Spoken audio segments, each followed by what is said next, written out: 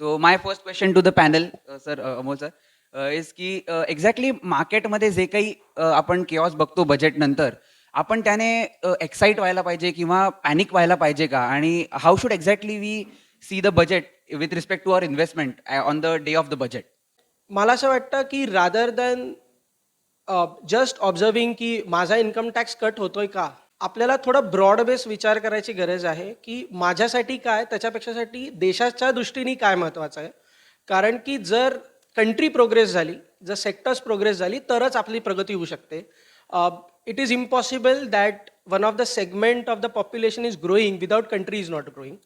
आणि मी नेहमी म्हणतो ना की ह्युमन्सचा एक थोडीशी निगेटिव्हिटी असते की आपल्या सेंटिमेंट डीप झाल्यानंतर आपण लगेच त्याला व्यक्त होतो आणि काही वेळानंतर कळतं की नाही हे एवढं काय हार्मफुल नव्हतं. अँड दॅट्स वाय बजेटमध्ये जर तुम्ही प्रत्येक वेळी रिॲक्शन पाहिली तर जेव्हा अँटिसिपेशन वर्सेस रिॲलिटीमध्ये गॅप येते तेव्हा मार्केट सडन क्रॅश होतं. But the end of the day ते फ्लॅट रिकवर होतं. It is always is like this. जर मार्केट अचानक उसळलं तरी सुद्धा सेटल होताना ते फ्लॅटच असतं आणि जर मार्केट करेक्ट जरी झालं तरी ते क्लोज होताना मोस्टली फ्लॅटच असतं.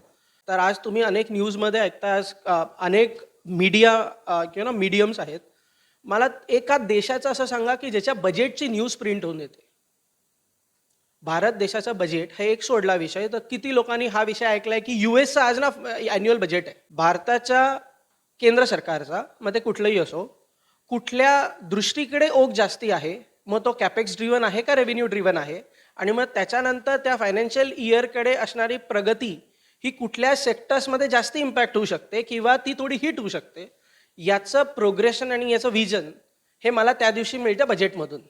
मला म्हणण्यापेक्षा पूर्ण इंडस्ट्रीला मिळतं. त्यामुळे कंपन्यासुद्धा हे बघत असतात की मला यावर्षी कुठल्या टाईपचे कॉन्ट्रॅक्ट मिळू शकतात, आणि त्यामुळे भारतामध्ये बजेटचा खूप मोठा हिस्सा मानला जातो. At the same time it is very important even for us, but believe me, budget is much more bigger than just income tax.